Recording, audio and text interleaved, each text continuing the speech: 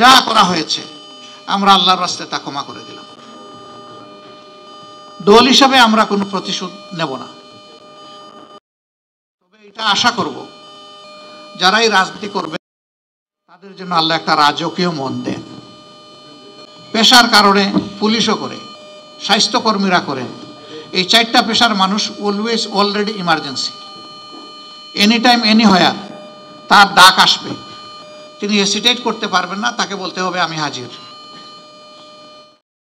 এই জায়গাটা করতে পারি আমরা, এই বীজতলা যদি সুন্দরভাবে তৈরি করতে পারি তাহলে এই বীজতলায় অঙ্কুরিত যে চারা, এটা আগামী দিনে এই সমাজকে ছায়া এবং ফল দিবে। তবে হিংসার রাজনীতির অবসান অবশ্যই চাই, প্রতিশোধের রাজনীতির অবসান চাই। অনেকে বলেছেন আপনারা মাফ করে দিচ্ছেন কেন, তাহলে যারা পারপিট্রেটর তারা তো তাদের পাওনাটা পেল না। আপনি কোনটা চাচ্ছেন মানুষের জন্য? আপনি কি তার ধ্বংস চাচ্ছেন না তার সংশোধন চাচ্ছেন? যদি ধ্বংস চান তাকে নিয়ে যান, সংশোধন চান এবং একটা সংশোধিত হাত হিসাবে তিনিও সমাজে কোনো অবদান রাখুন, সেটা যদি চান তাহলে তাকে সংশোধনের জন্য করে দিতে হবে। ওই জায়গায় হিংসার কোনো জায়গা নাই, এখানে উদারতার প্রশ্ন। তবে আমরা বলেছি হ্যাঁ, কোনো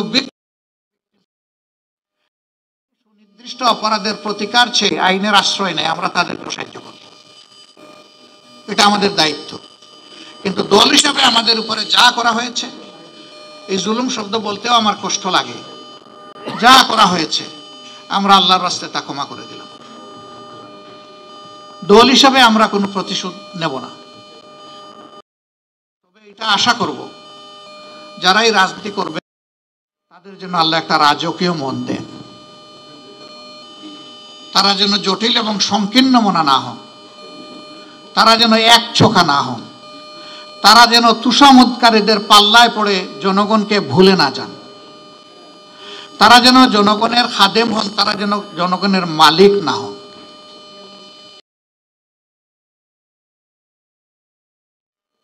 আদর্শ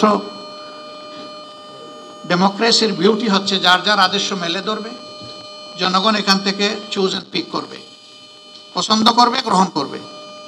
কারো উপর কোনো কিছু চাপিয়ে দেওয়া যাবে না। ওরে নির্মূল করো, ওরে ধ্বংস করো, ওরে মাটির নিচে পাতালপুরিতে পাঠিয়ে দাও, এগুলা রাজনীতির ভাষা নয় এবং এগুলো রাজনীতি নয়, এগুলো নোংরামি রাজনীতির নামে, এগুলো বন্ধ হওয়া উচিত। তবে যদি সুনির্দিষ্ট বড় কোনো অভিযোগের কারণে কোনো দল, সংস্থা, সংগঠনের কোনো কিছু পাওনা হয়, সেটাও সে পাবে।